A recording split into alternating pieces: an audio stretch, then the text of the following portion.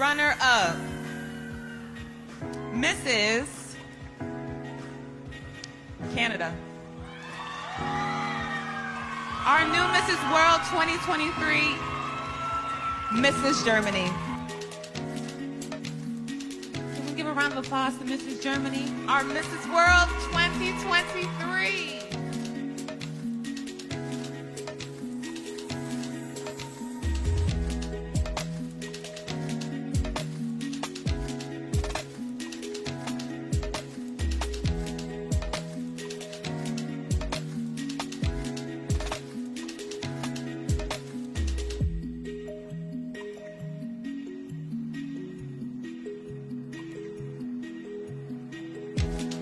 World. Congratulations to all the ladies. Thank you all for being such an amazing group of people. And thank you to our host, Kirika Izuka.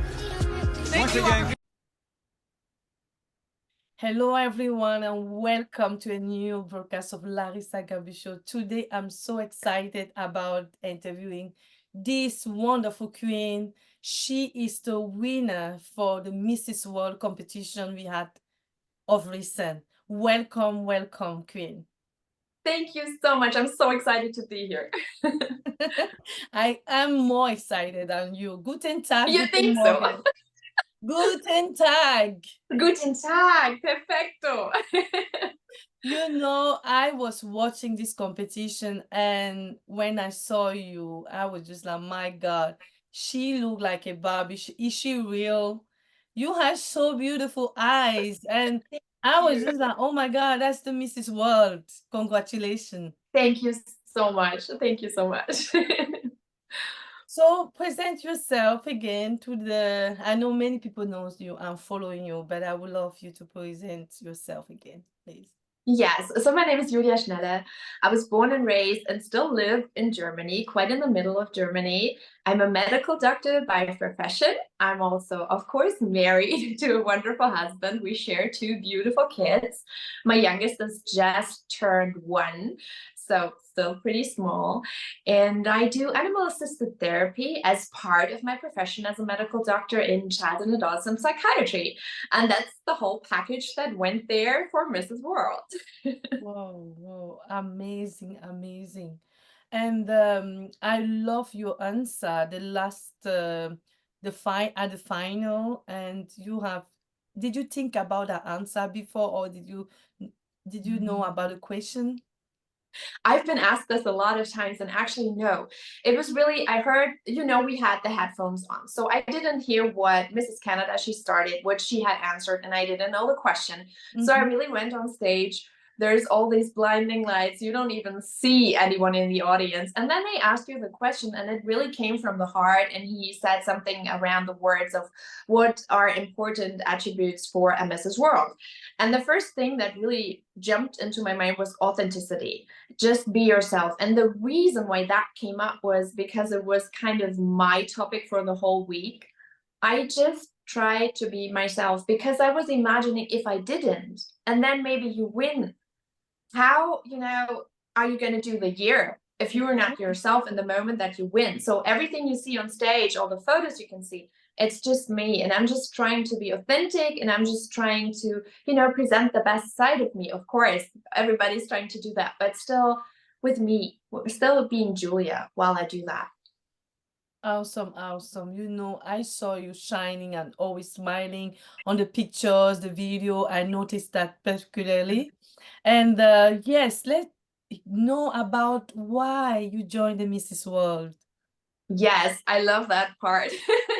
So I was following Shaylin Ford, who won in 2021, but I was following her because she has 2 autistic sons, and she always has great content on this, great resources, how you can work with the kids, how you can get through that as a parent, how you can adjust, how that life is going to work out. And I just loved her content. And then I saw she was Mrs. World 2021. What is that?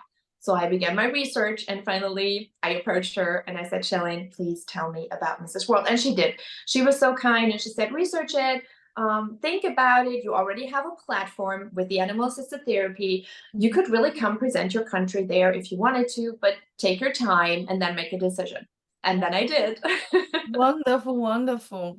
I also have a son who has autism. And I know it can be very challenging for parents. Yes. And knowing that you are using that therapy to help kids, this is so amazing because many people don't know the power of animals. We bought him a cat and he's so attached to that cat. And I'm an animal lover. So it was very easy for us to bring a dog, cat. We have a dog, we had a cat.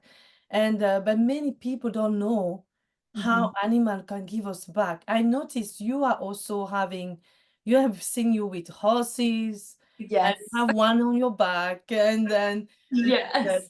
delphin, we call it in Norway delphine, in French les dauphins. Yeah. And yes, tell us about that. Yes, so I grew up with animals all around. We always had dogs. My parents had horses. I started riding when I was really, really small, and I was in competitive riding as well. I do Western riding, by the way. So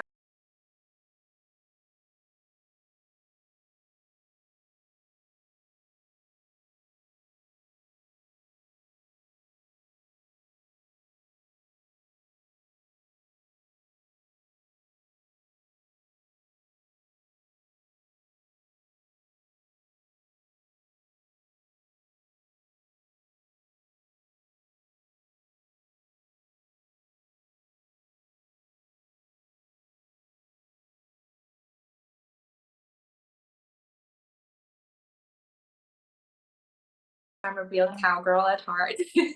I was in the German national team. I went to World Cups as a youth, and I just enjoy it till date to just be around the animals. And Yeah. for me, I had the experience very early on that animals are just, they don't judge, they don't have an agenda, they are just very present in the moment, and they mirror you. So when you come across aggressive or when you come across sad, they just know it. They notice and they mirror you. So that was something I realized very early on. I think when I was in puberty, I kind of really enjoyed, for a while at least, the company of my horse more than of people, just because it was so much easier to be around them with all the emotions and all the hormones going crazy. So Yeah. I always knew that, and I realized I had a very beautiful childhood, but I always knew not everybody has that. So when I grew up and I became an adult and went to med school, I always said I want to create surroundings, safe surroundings for other people to grow, but also to heal in the field of mental health. That's what I want to do in my life. And I knew that very early on. But I just, I had to figure out a way how to do that. And animals were always a part. So I got an education for equine assisted therapy with horses. We have a therapy dog. He's educated as a therapy dog at home, and I can bring him to work. I'm really lucky. I'm allowed to do that, to bring him to my hospital. Yeah. And they work with horses too. And then in 2016, I discovered the dolphins you just talked about. And I started volunteering with Island Dolphin Care in Florida. And I have never stopped since. And that's what actually, is my heart project now. And I support them. And I just try to, open that door for families and to just educate them on it's there. You could try this. If something else didn't work out for you with psychotherapy and it was scary or whatever, that's fine. But maybe you want to try this. Wow, awesome, awesome. If we want to talk about animal, we can talk the whole day, and they are amazing. They are amazing. I know sometimes when I'm not feeling well, my dog, she would just know before me that I'm not feeling well. And Yeah. they are there for us. They are very authentic, you know. And this is awesome. This is something I noticed on your page when I came. I was just like, oh my God, I just fell in love with this lady. Um, I love that. tell us about the pageant week. How was it from the day you travel and all the experience? How was it? Tell us. Oh, yeah. So, I was a first timer. I have never done this before. Yeah. So for me, everything was new from the moment you land at the airport and you have your sash on and people just start coming towards you and they're like, oh, what are you doing here? You're from Germany. Oh, can I? There was actually this very nice man who offered me to take my luggage because I had two really heavy luggage pieces. And he was like, I'm going to help you get to the Uber. And at the hotel, people are like, oh, yeah, we know it's Mrs. World Week. And they're so excited. The staff, they're so nice. And they're so excited for this. And everybody was very helpful, very nice. And it was a really nice welcome for me. And then you get your roommate. I lived with Mrs. UK for the Mrs. World Week. And it's just, it's excitement from the first moment, and it basically never stops. Or for me, at least, it didn't stop until I went back on that plane back home and I slept for 10 hours straight. Before that, it just never stops. So the first day was a Sunday, the first official day. I got there on Friday just to be a little early. I have 9 hours time difference, so just to adjust at least a little bit. Yeah. We started with orientation to see all those beautiful ladies for the first time. We already had a WhatsApp group, so it kind of felt like, you know the others at least a little bit. You've seen their picture before, oh, that's her. She traveled for Mrs. Mauritius. She traveled for 3 days to get there. So we already knew that, but it was so exciting. So many new people, and then everybody's there in their beautiful gowns for the orientation dinner, and you take pictures with the guests and with each other. And it was such a beautiful atmosphere. And I've said that before, I know, but it was such a beautiful group, just so genuinely supportive of each other.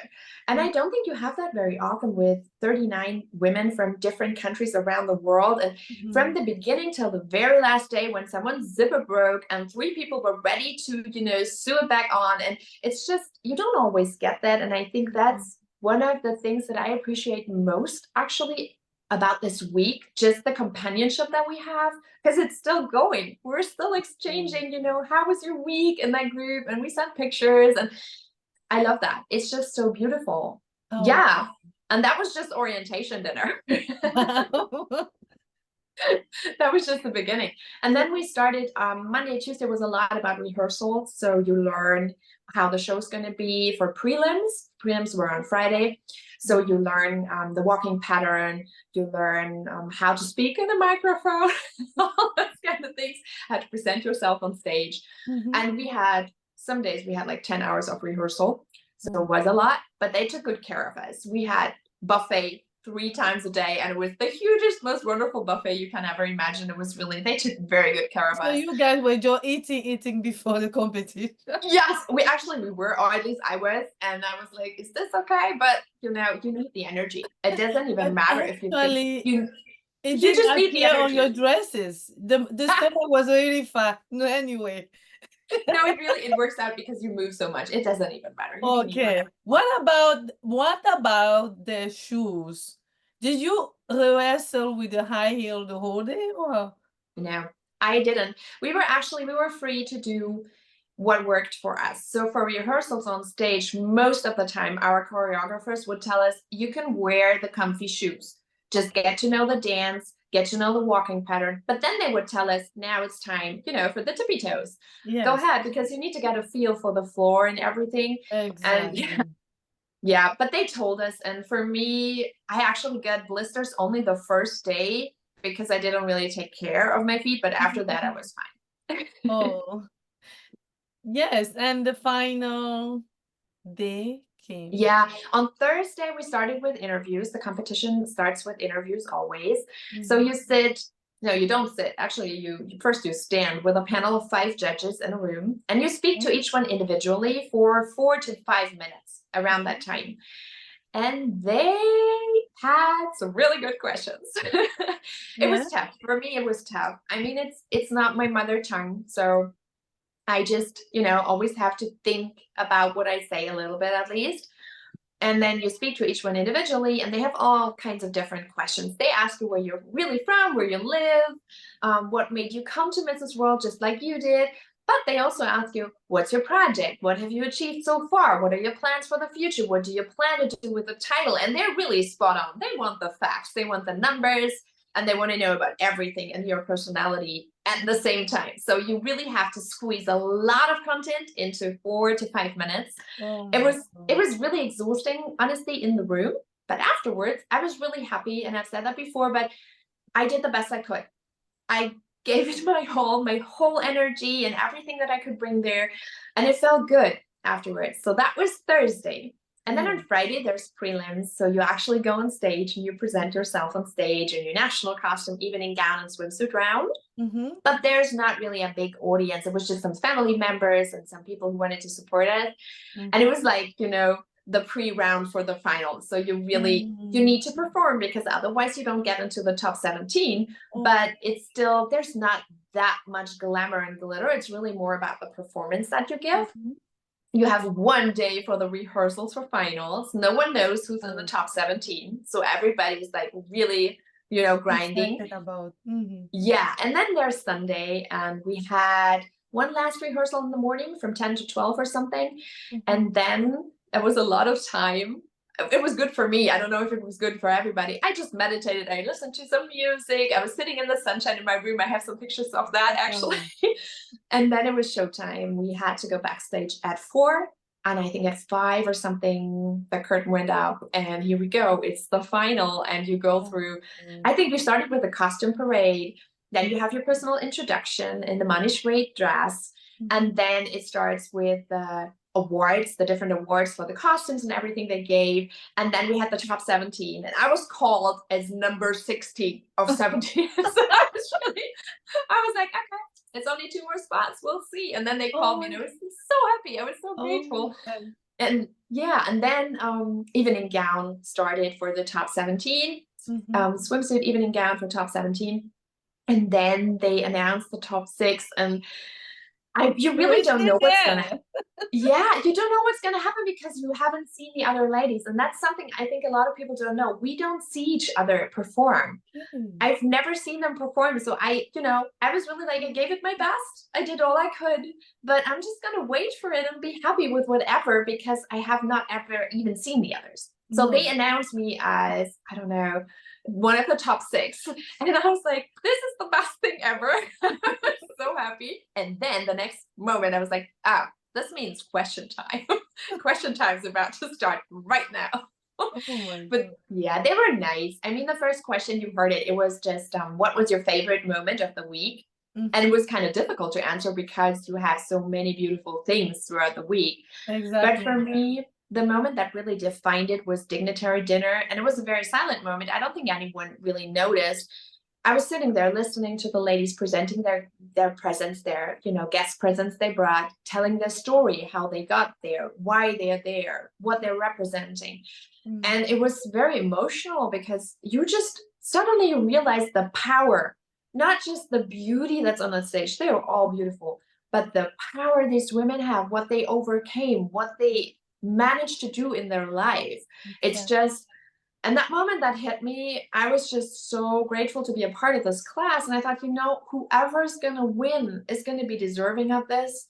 And the best thing you can get out of this is the sisterhood. And I know that sounds kind of like, from the outside, it's like, yeah, you can talk because you won. But ask the other ladies. It's really, and that was before any final, before anyone was announced. And I was like, whatever happens, no one's ever going to take that from me. And I have this sisterhood and this feeling right now. Yes. And that was so special that I talked about it spontaneously for my top 6 question. And then you know what came next, because next was top 3 announced. And this time, when they call your name, I could see literally that you almost collapsed. I know. was just like, oh my God. When that picture shows that you almost collapsed. It was just like, what? And I was just like, did she know that she could have won? That was like, oh my God. I just screamed. Did you see that? I just, when they said, you scream, you shake. I was just like, when the next day, because me and my fiance, we were waiting to watch, and I don't know, we fell asleep around 3 or I don't know, because we were in Europe. But the next morning I wake up very quick and I went, and then I was so like, oh my gosh, she almost gonna, what's happening? She didn't know that she's gonna win. You were so authentic. And you understand everything, and you deserve it. I think you are beautiful inside out, and you deserve it. When I listen and I've been watching, and we just what was that? Thank you so much. This really means a lot. It really means a lot. I was really shocked. I was kind of shocked because when they announced Mrs. Canada to be first runner-up, can you imagine that it took me a second to understand? The next thing they're going to say is that you won. It took me a second. And then they said it, and I just, like you said, I'm just screaming. I wasn't thinking anything. I just screamed. I was like, okay, stop screaming. You just became Mrs. World. No, but maybe screaming have helped, because if you didn't scream, maybe you collapse. Because you was Probably. shaking, I was like, she's gonna fall. But she didn't fall. You amazing. Thank you so Thank you much. so much for coming on my show. And I want to ask you something. Say something to the women outside there, to everyone. A word from Mrs. World. What I want to tell you is truly embrace who you are. At whatever stage you are, just work on it from day to day on your roles as a mom, maybe, as a woman, as a wife, as a future queen, maybe, but just embrace who you are, because that's honestly what carried me through this week. That was what I needed under my wings to really push me on that stage, and just be bold. Step out on the stage and show the world who you really are, because they're gonna love it. If you're authentic and if you have a heart project where you say, this is what I want to do with my life, and this is what I want to promote, and this is important to me, you are so powerful and you can do this. And I just want to encourage you to take that step. I know it's out of the comfort zone, because it totally was for me. Trust me, I've never done this before. It was completely out of my comfort zone, but it becomes your comfort zone and it's so empowering. So just do it. Awesome, awesome. Thank you for coming, and I took this with me. Just do it. Yes. Yes, because don't overthink it. I'm someone who thinks a lot and I can think too much about it and then turn it, 1,000 times around, and oh my God, what's gonna happen if don't do that. If your gut feeling is right, and if your tummy tells you you can do this, in your heart you can do this, just do it. It's gonna be wonderful. Amazing. Love you, dear sister. You look so beautiful. Thank And you. I wish you all the best for all this year with your reign. And I'm in Norway, you're in Germany, who knows?